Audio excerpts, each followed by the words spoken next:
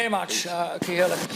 First of all, I'd like to second Senator McDowell's amendment to the order of business, if that's all right with him, and say that I very strongly agree with him about Lyric FM. I mean, it's only a 6 million budget, which is minuscule in terms of the global budget of RTE, and it is a real leader in terms of classical music. I think it's superb. I listen to it all the time.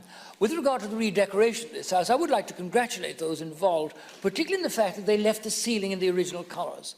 These are quite lovely, so much better than it was in the 1950s and 60s, with these dull brown colours, and the magnificent waterfall glass chandeliers. I think we can all be proud of this Irish artwork. I'm a little bit surprised by the existence of two apparently mobile telephones up on the ceiling, one there and one there. And there's a kind of a blob underneath it. I'm also not quite so crazy about the sort of mustardy colour on the walls. I prefer the lighter, but all in all, it's an absolutely superb job, and we're delighted to be back here. I'd like to raise a couple of related issues. The first is a man called Paul Graham, who's 80 years old, who's born in the Bethany Homes, the Church of Ireland home in Dublin, but he's been refused an Irish passport.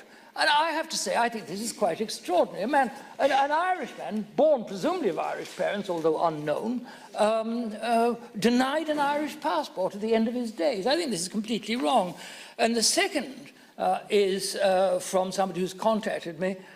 She's a religious sister, about an article by Fintan O'Toole in the Irish Times about the 27th Amendment that says, a person born in the island of Ireland, which includes its islands and seas, who does not have at the time of birth of that person at least one parent who is an Irish citizen or entitled to be an Irish citizen, is not entitled to Irish citizenship or nationality unless provided for by law. Well, it's rather badly drafted, but it does seem to rule out people, and I think this is completely wrong. And it's totally against the Americans, for example. Anybody born in America is automatically an American citizen.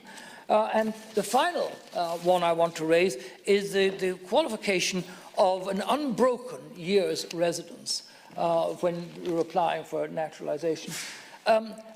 This can create problems, particularly one person who wrote to me pointed out that his job involved travelling abroad to represent the company. And that would make it impossible, you know. So I think it's something that needs to be looked at again. Thank you very much.